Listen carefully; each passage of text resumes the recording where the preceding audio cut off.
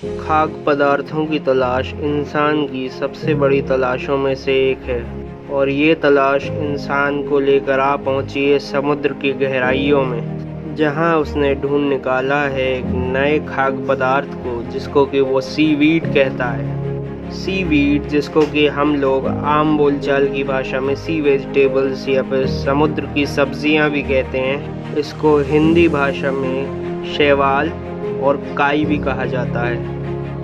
Seaweed जो कि समुद्र में पाया जाता है काफ़ी ज़्यादा हेल्दी, लो इन कैलोरी और फुल ऑफ न्यूट्रिएंट्स से भरपूर है। इसमें एंटीऑक्सीडेंट्स की मात्रा भी बहुत अधिक होती है।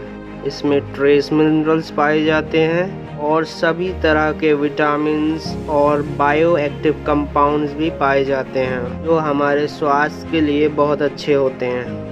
चलिए आज हम आपको बताएंगे कुछ ऐसे शैवालों के बारे में जिनको पूरी दुनिया के कई हिस्सों में खाया जाता है। चलिए, पहले शैवाल का नाम है वकामे। वकामे का वानस्पतिक नाम होता है उंडारिया पिन्नाटिफिडा। ये पूरी दुनिया में पाए जाने वाले उथले समुद्री तटों पे पाई जाती है और समुद्र में पाए जाने वाले शाकाहारी जीव जंतु इसका सेवन करते हैं। वकामे को आम बोलचाल की भाषा में सी मस्टर्ड या समुद्र की सरसों के नाम से भी जाना जाता है। डार्क ग्रीन कलर की होती है और जापान में पिए जाने वाले एक पारंपरिक सूप जिसको कि वो मिसो सूप के नाम से भी जानते हैं, उसमें भी इसका इस्तेमाल होता है। इसका टेस्ट हल्का मीठा और टेक्सचर सिल्की स्मूथ होता है। ये ओमेगा 3 फैटी एसिड्स का बहुत ही अच्छा सोर्स है। चलिए अब अगली शैवाल की तरफ चलते हैं। अगले शैवाल का नाम है कॉम्बू। कॉम्बू को वानस्पतिक भाषा में लैमिनेरिया के नाम से भी जाना जाता है। ईस्ट एशिया में खाए जाने वाला सबसे ज़्यादा खाद्य सीवीड है। जापान के सबसे बड़े द्वीप जिसका कि नाम होकाइडो है, उसमें इसकी सबसे ज़्यादा उत्पादन किया जाता है। ये कैलिफोर्निया के समुद्री तटों में भी पाया जाता है। ये कई सारे जापानी डिशों में भी यूज़ की जाती है, जिसमें कि एक डिश का नाम है दाशी। दाशी कॉम्बू सीवीड का उबला हुआ पानी होता है जिसका कि इस्तेमाल कई ट्रेडिशनल डिशों में किया जाता है, जैसे कि मिसो सूप और रैमेन। कॉम्बू का इस्तेमाल जापान में पी जाने वाली एक पारंपरिक चाय जिसका कि नाम कॉम्बूचा होता है, उसमें भी इसका इस्तेमाल किया जाता है। चलिए अब अगले शैवाल की तरफ चलते हैं। अगले शैवाल का नाम है नोरी। नोरी, जिसको कि वानस्पतिक लोग पायरोपिया के नाम से भी जानते हैं। ये पर्पलिश रेड कलर का सीवीड होता है और सूख जाने पर डार्क ग्रीन कलर का पाउडर बन जाता है। जापान के लोग इसको पहले रोस्ट करते हैं, फिर इसको प्रेस करते हैं और इसकी पेपर की तरह शीट्स बना ली जाती हैं, जिसको कि वहाँ के लोग नोरी शीट्स कहते हैं।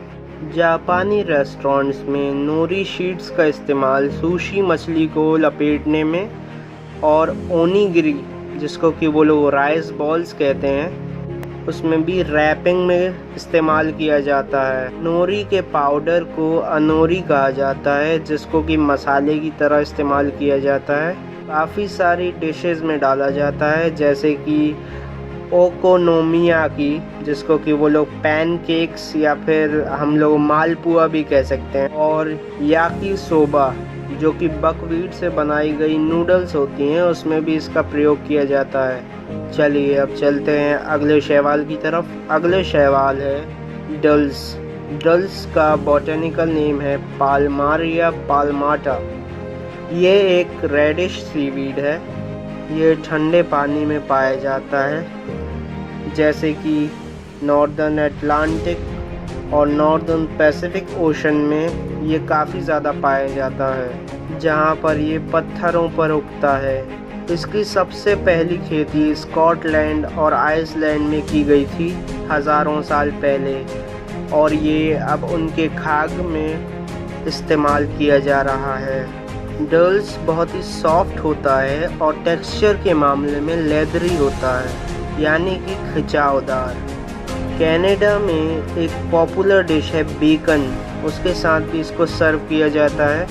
डल्स काफ़ी सारे पारंपरिक खानों में भी इस्तेमाल किया जाता है। इसको सूप्स और चिप्स के साथ सर्व किया जाता है। और आयरलैंड में बनने वाली एक आयरिश ब्रेड होती है जिसको कि वो सोडा ब्रेड कहते हैं, इसमें भी डल्स का काफ़ी ज़्यादा इस्तेमाल किया जाता है।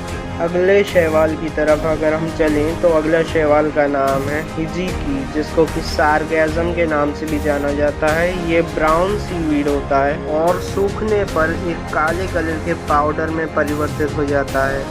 ये चाइना, जापान और कोरिया के समुद्री तटों के पत्थरों पर उगता है, वहाँ पर इसकी खेती की जाती है। इसको पहले बॉईल किया जाता है, फिर इसको ड्राई किया जाता है।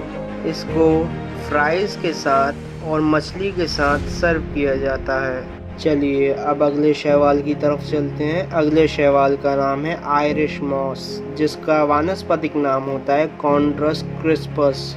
इसका कलर पर्पल और रेड होता है। ये यूनाइटेड स्टेट्स और यूरोप के समुद्री तटों में पाया जाता है।